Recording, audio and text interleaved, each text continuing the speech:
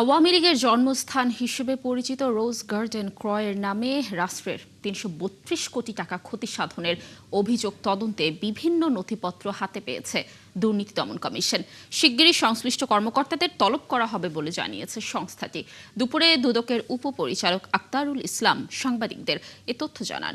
১৯৩০ সালে এক ব্যবসায়ী পুরান ঢাকায় ২২ বিঘা জমির ওপর রোজ গার্ডেন নামে একটি বাড়ি নির্মাণ করেন। তবে এটি আলোচনায় আসে ১৯৪৯ সালে আওয়ামী লীগ প্রতিষ্ঠাকে কেন্দ্র করে।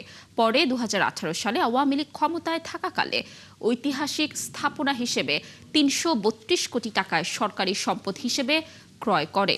দুদকের কাছে অভিযোগ আসে এটি রাষ্ট্রীয় অর্থের অপচয়। পরে তদন্তে প্রাথমিক সত্যতা মেলায় সংশ্লিষ্ট দপ্তর থেকে নথিপত্র সংগ্রহ করে দুদক।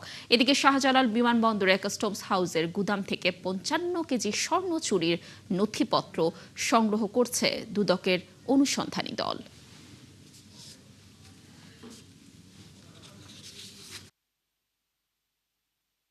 এই অভিযোগের বিষয়ে সংশ্লিষ্ট দপ্তরগুলোতে পত্র প্রেরণ করেছিলেন।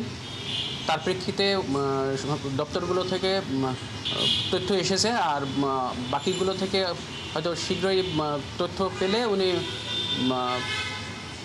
তথ্যের প্রাপ্তির প্রেক্ষিতে সংশ্লিষ্ট ব্যক্তিবর্গ, মানে যারা অভিযোগ সংশ্লিষ্ট ব্যক্তি, তাদের কাছ থেকে এই বিষয়ে শুনানির জন্য ডাকবেন।